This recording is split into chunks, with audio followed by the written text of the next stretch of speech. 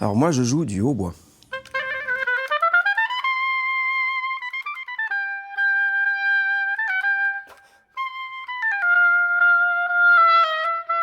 J'ai commencé la musique par la flûte à bec et les rudiments du solfège. Le temps faisant, la flûte à bec est un instrument assez limité qu'on apprend vraiment quand on est plutôt jeune. En l'occurrence, j'avais 3 ans et quelques.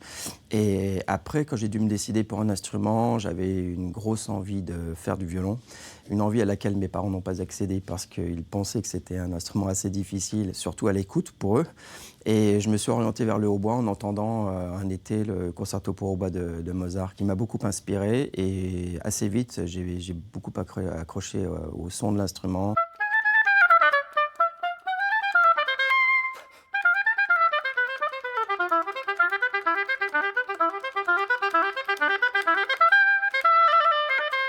Alors moi, je suis en plein centre, donc je pense qu'on ne peut pas me manquer.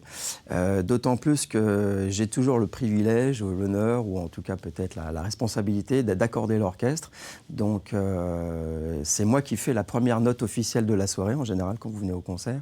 Et je me lève avec le violon solo et j'accorde l'orchestre. C'est un instrument de la famille des bois. Il s'appelle le hautbois parce qu'il y a différentes possibilités de bois, mais généralement c'est l'ébène. Il est constitué de 3 parties, toujours un pavillon qui sert à amplifier le son, une partie centrale et une partie haute. Et dans la famille des bois, il appartient à une autre catégorie qui est la famille des anches, et notamment des anches doubles. Et c'est ça qui fait l'instrument. Donc l'anche en elle-même ne produit pas un son très intéressant. C'est assez rigolo. Mais quand on l'adjoint au hautbois, tout de suite, on peut avoir d'autres possibilités. Il a été énormément utilisé grâce à un oboïste très célèbre qui est devenu compositeur puis chef d'orchestre, qui s'appelle Heinz Soliger, qui a fait toute une recherche sur le hautbois où on a cherché à complètement le faire sortir de sa coque un petit peu classique et en créant par exemple des choses comme des multisons. Alors, par exemple, si vous voulez un mi, ça c'est le mi naturel, alors lui adjoignant une autre clé. Donc c'est ce qu'on appelle un multison, c'est-à-dire qu'on a plusieurs harmoniques en même temps. Il y a des effets aussi de Flatterzung. C'est un instrument avec beaucoup de registres, comme je le disais tout à l'heure, avec un registre qui peut être assez vif et agreste, très vivant, et puis un côté un petit peu mélancolique et avec qui il peut apporter beaucoup de douceur, et qui se rapproche énormément de la voix humaine.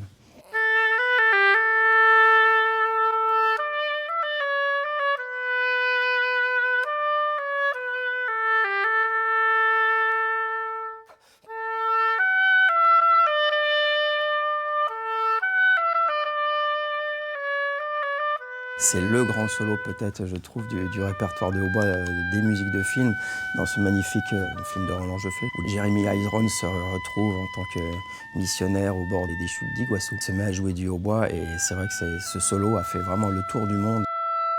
C'est un instrument qui est très exigeant, mais comme disait l'un de mes anciens maîtres, c'est un instrument qui, quand on lui ment, nous brise, mais quand on lui donne, il nous donne 1000 fois plus.